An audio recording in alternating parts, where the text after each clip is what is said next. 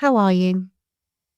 This week's episode is released during Mental Health Awareness Week, and I want to take a moment to remind you that creativity and mental well-being are deeply connected. Mental health is rarely simple or linear, and creativity can often reflect that complexity. In a world that constantly asks us to produce, to improve, and to keep moving, creativity can become less about expression and more about performance. But sometimes the healthiest thing we can do is slow down, get quiet, and reconnect with what feels right for us. In this conversation, returning guest Kay Sibson joins me in the wilderness to explore the messy middle of creativity, that uncertain space between ideas, identity, and growth. Kay is a writer and a creative thinker based in Montana, whose work explores self-trust, experimentation, and leaving room for the unknown. Together, we talk about the tension between self-improvement and self-discovery, and question whether the constant pursuit of becoming better can actually disconnect us from ourselves, instead of bringing us closer to what we really need. If this conversation resonates with you, then share it with someone who might need to hear it this week.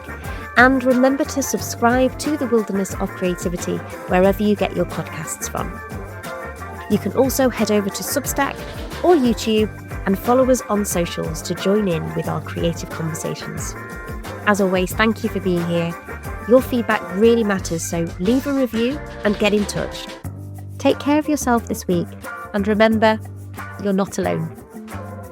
Right, let's get to the episode.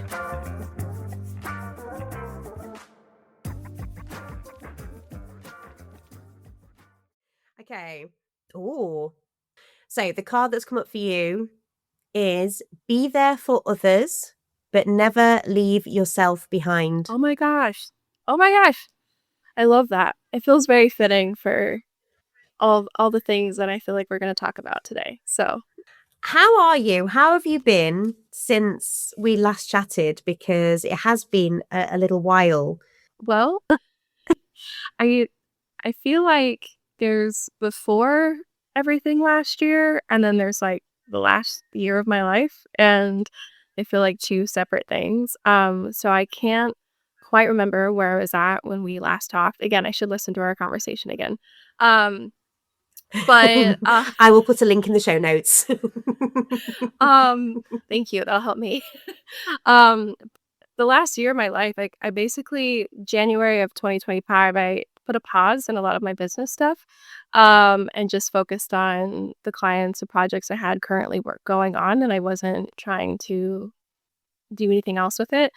And I just kind of, I don't know, I wouldn't say like another like midlife crisis or, quarter life crisis or something, but it was just kind of like I was kind of like just done with a lot of things, and I just needed to make some pivots. And I think I'd been like ignoring a lot of that internal, like, kind of left myself a little bit, maybe, like that card was suggesting. And then what came out of it was writing the book that I just sent off to the editors again yesterday. So, like it's literally been a year of just writing and being open to creativity, and like I feel like I in saying yes to that and opened this like all this door to like another door, lots of doors to other ways of being creative and expression and coming back to self. So like it was just I feel like there's a lot of things in the works right now, but not like it's hard to give a report on it. And I also started working for a nonprofit in the last year. Uh, and so Montana Thespians, um, if you're familiar, which I think you are with thespians. Yeah. And so I help run that. I'm on the board for that. So Nice. that's been fun. There is so much that's happened. And I think as a creative, it's difficult to sort of compartmentalize things because so many times the projects overlap, don't they? And you're not quite sure how you've ended up somewhere, but you've taken that road less traveled and you've followed your nose and you've stayed open to opportunity and said yes to things, which means that it almost snowballs. Like there's such momentum, I think, when you are being open-minded and open-hearted. And I was wondering, first of all, should we start with the book? It's called Choose Mhm. You. Yes, it is. Okay. So where did that title come from? And can you give us kind of like an overview of what's going to be in there so we can get our pre-orders ready, because pre-orders are going to come up this in April, right? Yeah, yeah, April. Um, yeah, so the title kinda has multiple meanings. Um, it is about coming back to self, and choosing that relationship with yourself. But I also like to think of YOU as your own unfolding. So it's also saying yes to participate, like being a participant in your journey and what that looks like and helping shape that. This book particularly, or is more focused on the coming back to self part, rather than the action or journey aspect of it, and more about developing that relationship with yourself. So I believe the genre it fits into is reflective nonfiction, and it's going to be a shorter book. It's not a heavy hitter. And I think they would call it like a niche guide. So, there might be a part 2 in the future that kinda covers the other side of I feel like growth. To me, growth, and I think this is represented a lot in, a lot of nature themes. But I use the metaphor of trees throughout the book, and that's kind of like a thing that it kind of anchors in throughout. And trees particularly, but I think it makes sense for us as people. When it comes to growth, it's stability, but also it's expansion and stability. And it's in a cycle in relationship to itself. And that's how you have sustainable growth, is that it's actually stabilized expansion. And there's a lot of books and resources about that expansion and how to expand, but there's not always a lot about like, okay, now that I've expanded, how to come back to like stability within that expansion. Or I want to expand but I don't feel ready, and I don't know how to like do that in a way that feels good. So I think, well, not I don't think this book is more about the stability side of growth. So there might be like a part 2 that then makes it kind of maybe a bigger book, but or a more complete, that full circle. But, I've kinda left that open for myself to not have to rush into that. Like, there's no, withholded withheld information or anything. It's I feel like very complete in that way. And there's reflections and practices in it that you can then take the ideas and integrate and use and experiment and play and explore with your own life, rather than just taking my word for it, or my experience for it. I totally get it, that kind of Mhm. rootedness, that groundedness, um, and feeling safe, like that safety, to be stabilized, and then the kind of the expansion, and you're right. I mean, we can only really, become enlightened, or however you want to describe it, that expansion, when you feel connected to self. And if you think back to our last conversation, you talked about a transformative trip to Egypt, which was about coming back to self. You talked a lot about your sort of foundation training in theatre, and how that's sort of really grounded you, actually. And your ability to sort of bring people together and really focus in on collaborations. And I was wondering if you could like maybe unpick some of the moments where you felt really stable in some of those things, and where you've really expanded because of that. Oh, I feel like it's easy to talk about the work side of things, like the entrepreneurship and what I was working on at the time, and through that, I think in Egypt as well. that trip and my work and starting your own business and doing all that stuff. Like, I wasn't my first time doing any of that, but I had done it in a new way that felt so expanded and like so like pushing myself and putting myself out there and doing, podcasts and things like that where it was just not what I'd been doing. I had been doing that for a few years before I took a pause in the business, and I actually think I wasn't very as stable as I thought I was or as connected. I think I had been focusing on the expansion so much that I forgot how to stabilize. I think that's a lot of where this book kind of came from is that realization and coming back to those roots and things before all the expansion and before Egypt, and even before theater, really, like, or the parts of theater that I, had either denied myself or had avoided because I didn't feel stable or, like, capable.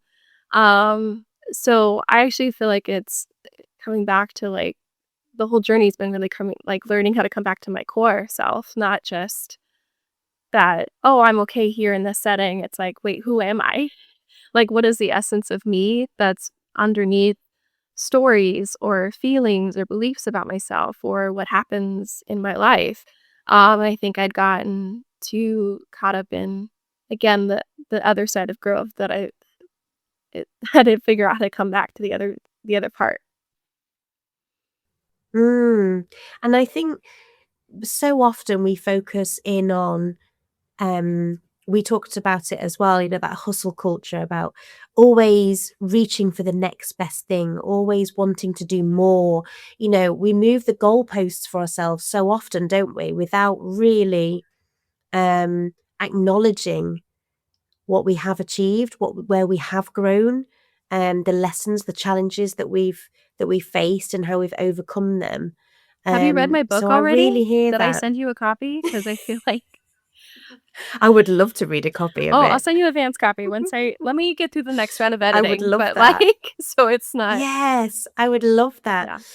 No, but I think, like, when we first met, I instantly felt a connection Yeah, with me you. too. And we, obviously, for those people who are listening, we have Kay and I have kept in contact sporadically over the 2 years, but we've kind of been wandering the wilderness, um, kind of in each other's orbits. We're checking in on each other, and now it feels like we're kind of again coming back together, Yeah, and um, we're on our own journey, but so much of it feels very connected. familiar Yeah, and connected. Yeah, which is why I really wanted to get you on the podcast again, because you're what I find so inspiring about you and your work. And if you haven't yet, you need to go and check out Kay's website, because the website is like it's evolving. It's an evolving space, and I just love the vulnerability that you're bringing to it, Kay. thank you. That's, I just got goosebumps. Thank you. I think that's been, like, the what this last year has been about is the unknown and not being or the wilderness, as you like to describe it, that it's that we really can't know the future and, like, we can have hopes and dreams and pursue things, but as far as how it plays out, like, there's only so much we can I mean, I'm a big believer we have a lot of power in what occurs around us and how it feels and choices that we get to make and how we respond. But as far as what things look like, it's rarely how we think. And I feel like so much of my life was about changing who I am or performing in a certain way or showing up in a certain way and had to keep it together or have it all figured out. And part of it was like just my own anxiety of like, I have to have the answer, I have to know. Like it was hard to exist in that liminal space.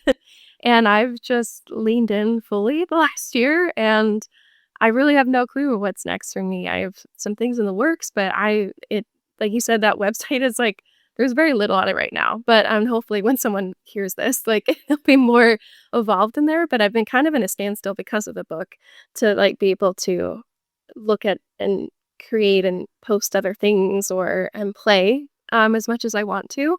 I got a little, it got kind of overwhelming with the deadlines and also we had our thespian festival, our statewide thespian festival in February. So I've been kind of going nonstop since end of December. So sending off that draft yesterday was like, oh, I'm free.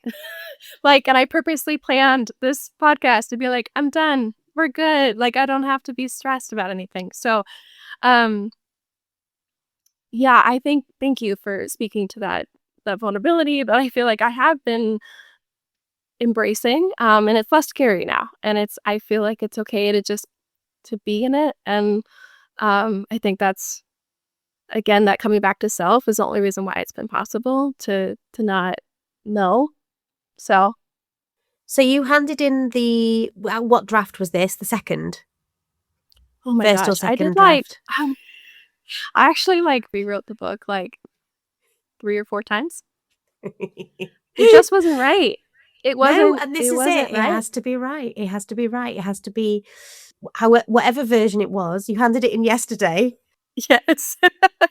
The final version, but it's now to the nitpicky, line choices, word choices, and making sure that that lands, and then we'll go into, the grammar and formatting and illustrations and cover and all that. So, Wow. So have you got some of those people already lined up then in terms of the illustrator or the people who are going to be doing that work back like behind the scenes? yeah, I've been working with an editorial company called Golden Editorial, and so they've been doing all the developmental edits, the line edits that I just hit on yesterday. They're going to do the 2 rounds of proofreading, and they're going to be doing the formatting, which is super helpful because I'm just like, oh, one less thing I have to teach myself while I'm self-publishing. And they've been amazing to work with. And then I have a friend who's an artist, and when I knew kind of the feeling that I wanted for the book and to kind of create space within the book, and that's what the illustrations are serving, or the goal of them is that they kind of create that breathing space, that white space, just kind of be and not try to rush through it. And again, the reading itself is short, so it's or shorter. And so it's I want it to feel like an experience or like something that you come back to potentially, if it's helpful. And she's helping design the cover, and I will between the two of us will work on executing it together, and making it make sense as a book cover. But she's gonna be doing the sketches and everything inside. So It sounds incredible, and I can't wait to have a copy, thank to be you. honest, because I can't imagine how much work and effort and time it takes to bring something like this together. And it sounds, I mean, are there kind of parts of the book where we can write notes, or is it just at the back or throughout? Is it got some poetry in there? I'm imagining, or some like words of wisdom, that we can kind of come back to. This is what I'm imagining. I don't know if this is the case. I mean, I hope it's something. I mean, it won't be as poetic as it may. I think the pictures kind of will help the poetry aspect or the feeling of it. But at the end of each chapter, there are reflection questions. So there's not places to write, but there are reflection questions, just to kind of see where you're at and how you feel about stuff. And it's about self discovery. It's not about self improvement. It's about self discovery. And so I hope those questions help spur other thoughts and realizations. I don't think the questions are end all be all by any means. They're a starting point. Everything I feel like the whole book is a starting point and a reconnection point. It's not a crutch or anything that like, it's not there's no formula or anything like that. It's really you with you. Through and I'm offering some lenses to maybe look at something. And then after the reflection questions or in the same spot in the book. There are specific practices, and the things that I use to this day, maintain and deepen the relationship with myself. And so I hope that, again, that they're a jumping off point for people to experiment and explore and find other things that work for them.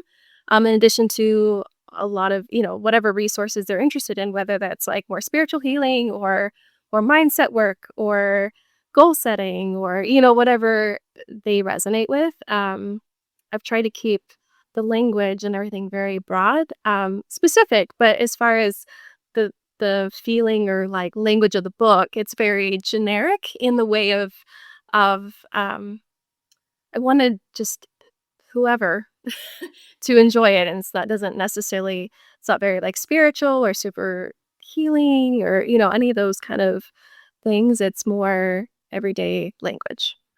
Yeah. And I think what I'm hearing is that it's meeting people where they are in that That's the hope. moment. Yeah. Yeah, that's it. Yeah. And um uh, talk me through the creative process that you've been through. Like, how often have you been writing on a day to day? Like, do you get up at 5? Are you like Oh, working? Because I know you're no. busy with a charity as well. So like, Yeah. what's your kind of like, what's your process been like? Yeah. I started writing like April, May. Probably more like May. I was thinking ideas, and getting notes down, you know? I think at first it was a lot of anytime I had an idea, just write it down and like, "Oh, this is an important thing." And, in kinda getting it all out, I realized it took a long time and why it took 3 versions of the book to realize that there was more than one book there or more than one subject, if that makes sense. So it's not that maybe there's a whole other book, but it's just there's things that don't belong in this particular thing. And it's really hard to not want to share everything. And it's not that I'm again withholding information. It's just that it's not fully developed or I haven't finished it or hasn't landed yet. As far as the actual creative process though, what you've actually asked about, um, uh it was it was it was I can make my own schedule, and so I think I tried to spend as many like 3 or 4 days a week, either in a coffee shop or at home, just, like, getting it out and mapping it out. I think I had to explore between they call it, like, a pantser or a what's the other one? I don't know. In writing, there's you can either be, like, kind of sporadic and, like, just write as it comes kinda thing. And then there's also a plotter. That's what it is. Plotter or a pantser, and I had to be a mix of both, and so I think that also played into the creative, process, where there were some days where I was like, "I can't move forward because I don't understand the outline. I don't know where we're going or, like, how to get there, so I can't just write." And so then it would go back to, like, the drawing board, and then there would be some weeks where I was, like, just all over the place, like, "Oh, let me write a section about this, I'm writing this," and kind of it was kinda going off, how I felt, but not when I had feelings of procrastination or getting stuck, I had to, like, still show up and, like, look at that, even if that meant not writing, but I still had to, like, work through that. So, um, on a very practical sense, it was I don't start most things until at least 10 as far as formal work. Um, and, uh and I think there's also a cap for my brain. I can only do so many hours of, like, critical thinking. I think our brains are actually programmed to do, like, 4 hours or something. So I would always kind of remember that too, that, like, if it's been, like, 4 hours, I might just be running around in circles or have to redo what I did, if I push too hard. It sounds to me like this is something that I'm trying to learn. You said something like, um, you had so many notes, you've got so many things that actually it could be more than one book. It could potentially be more than that. But the idea or those ideas haven't landed yet. And so that made me think, actually, what we're practicing here is patience and the importance of letting your creativity flow, however that is, rather than kind of like trying to push. Because I don't know about you, or I don't know about people who are listening, but for me, like certainly toward like, at the end of last year, I had so many ideas that I just wanted to share all of them. Like, this is what I'm doing. I'm doing this. I'm doing merchandise. I'm doing this. And I just and I do have those things still sort of ticking away in the background. But I realized that actually the internet doesn't need to know everything like all the time. Because I don't know what those things look like. And it's only now, like some things need to be in place before the next idea starts to bubble away and kind of percolate a little bit.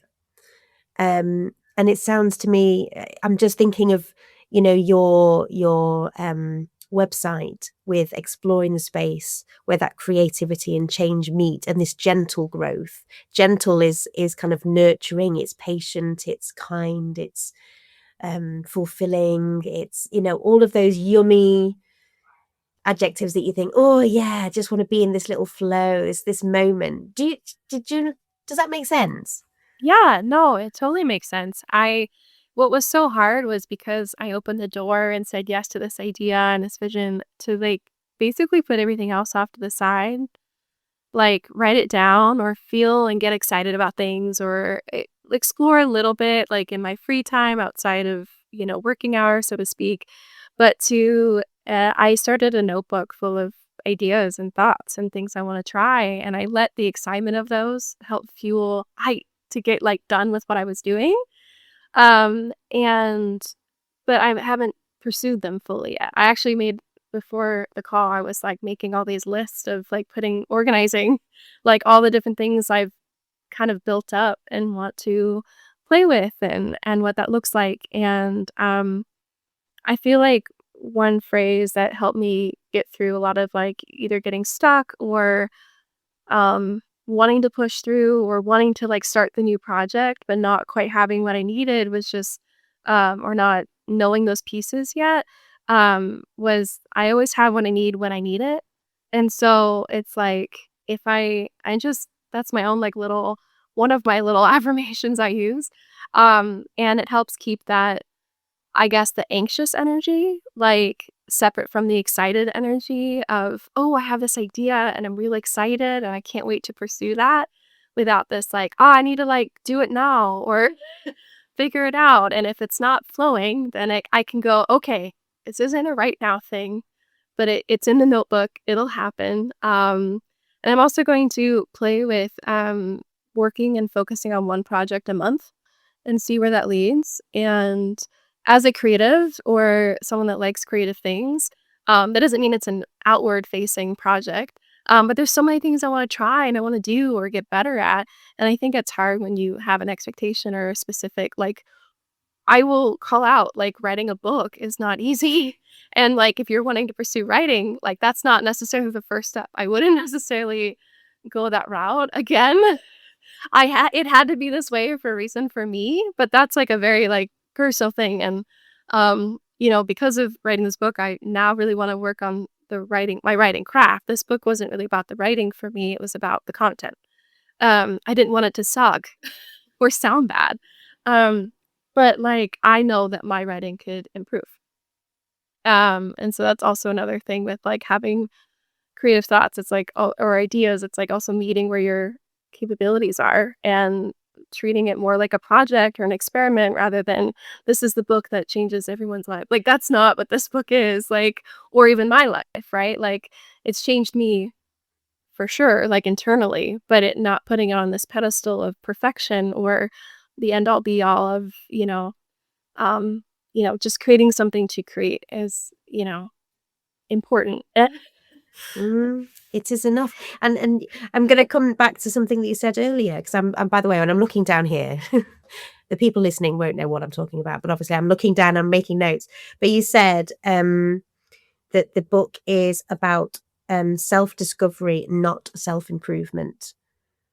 And that is really, really powerful, actually. When you really think about that, we have so many expectations placed upon us, or, narratives that we keep spinning about ourselves and our worth, and it being attached to what we produce, what we, output.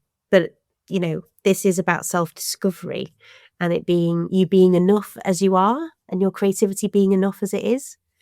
Right. No, exactly. Again, have you read my book? It sounds like you already got a copy.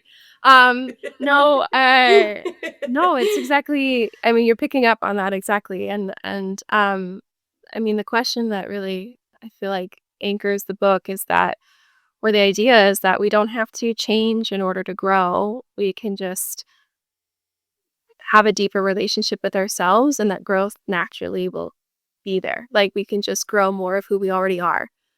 Which is who we are at our core, underneath our past, our stories, what we believe, what happens.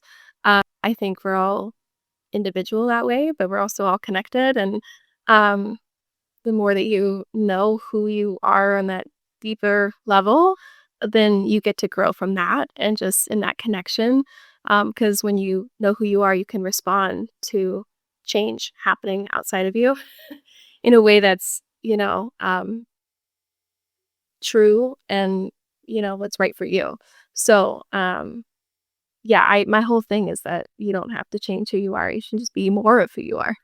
More of who you are. Yeah, exactly. And what are you, obviously you're working very hard at the moment. What are you doing to for downtime? How are you sort of just refueling your energy? Because it's when you're working on something, it can drain you. Yeah, I think, honestly, leaning into other creative things, like just creating to create and not produce, like drawing really, and drawing and like dancing or movement, and those things really help turn off my thinking brain, where it's giving that kind of reset. But honestly, my favorite thing to do is I have literally a tree that I go hang out at. Do you? It's near my house. I have to drive there, but like it's near my house, and yeah, put out like a little blanket and hang out with the tree. That's just like my like little, I don't know, zen moment. And I call it my tree. It's not really mine, of course, but I call it tree time, and so I'll tell my husband, "Hey, I'm gonna go have some tree time. I'm gonna go." So I just go sit there, and it's kind of hidden, but it's easy to access, and so I kinda have this, like, little private space, but, that's probably my favorite way to recharge right now, is just to go sit at the tree, and sometimes I write or I draw, but it's really just to, like, turn it all off for a little bit. I think that's yeah, I think that's what I've been doing to, like, help It's balance. it's true. It's because we before we pressed record, we were talking about balance, like how do we find balance? And keep coming back to this quote from Elizabeth Gilbert's book Eat, Pray, Love, and it's when she's talking to her guru, and she says that she'd lost her balance. She'd met Felipe, and they'd fallen in love. Sorry, this is this is really random, probably, but it makes sense. And he says to her, um, to live a balanced life, you must lose balance in order to live a balanced life. And that I love that line, because I think for so many of us, we think, oh, we've got to have it all together. We've got to be balanced. We've got to look as though we've got everything together. And obviously, when you look at Instagram,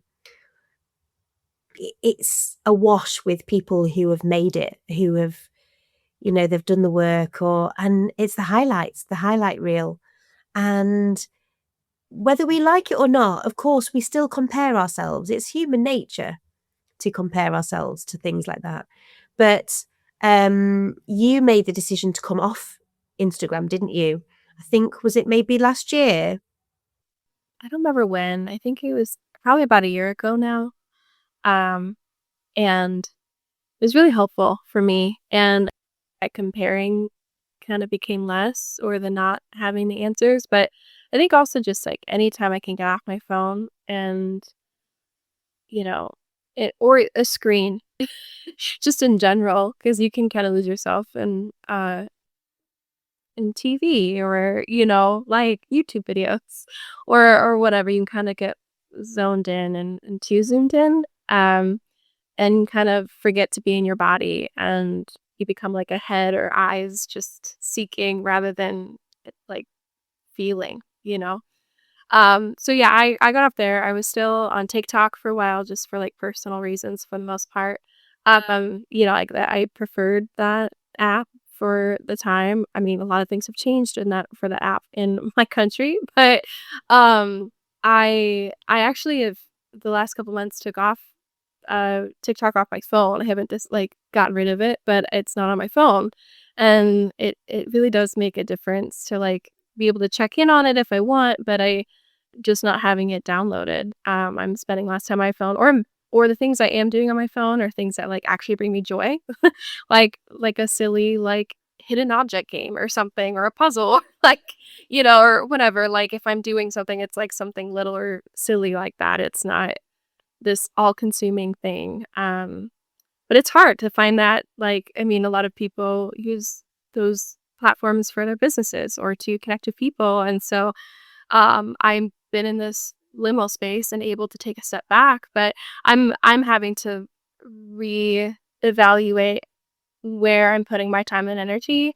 If I do continue to do some online business work, what that really looks like, or even just sharing creative projects, and what platforms make sense and feel good that I don't feel like I have to show up every day for, because that's just not me. Trying to get explore those different things and see what comes of it. But taking, I mean, that comparison thing, it's like that's something to consider when it comes to, like, going back to something.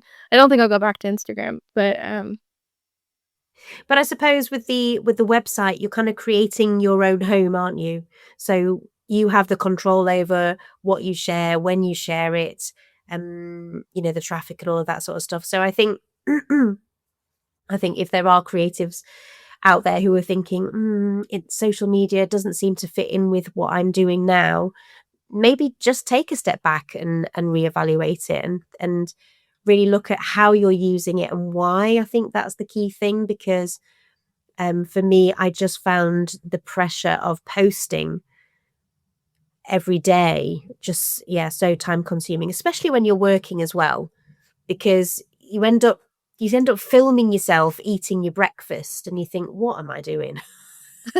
Like, just right, so I right. can put something on the reels and, put a story on, and you end up sort of living, yeah, just living through your phone. It's a very strange thing we've created. It is, unfortunately, it's been, like, the crutch for a lot of people to be able to do what they wanna do, like, to have a business, and so they're having to become content creators instead of working on their craft, and they're trying to grow a following instead of their skills, and it's been kinda backwards for a lot of people, and I think it needs to go back to focus, like, I don't know, at least that's my process. I hide for a year and then I come back out, like, and then share with the world. No, that Um, makes loads of sense. You're right. With people are bothered about building an audience rather than a community. I remember someone, I think it was Kendall Brittman, who said that from Riverside. But it's so true what you said. We're creating content rather than focusing on our craft. I like that. That's really struck a chord with me. Um, yeah, and it's hard. so it is hard. What are you planning on doing then in the next few months? Obviously, we're going to have a little chat off mic when I switch the recording off, about the Lost and Found workshops. But have you got any workshops that are kind of lined up or kind of ideas that are going around at the moment? I have some ideas, like, percolating. I don't know if I can, like, fully talk about them, but they are, more about facilitating and creating space, for specific things. So think a workshop. There's, like, workshops, but I have some different things that I actually am getting so excited about because it feels like it's building, like, all the things that I care about and that I've been focusing on internally. I feel like I'm creating a way to then help not necessarily help others, but just creating a space for others to also do that because I was able to do a workshop in January with the networking group that I'm part of here locally, and we talked about self permission, and that was like a really fun thing. So I feel like it's just I'm really want to get back to building community or just being connected in community, and so I want to that's kind of the shift of my focus. And then I want to expand creatively. And so I really just want to play. I feel like I'm now like I've done this really hard work for hardest thing I've ever done for the last year that I just it's like now it just feels like, let's just have fun. You know. Yeah, so that's kind of where I'm at and I have a lot of ideas and I but it's not from a place of productivity or trying to even like make money at this point. Like, yes, that would be helpful.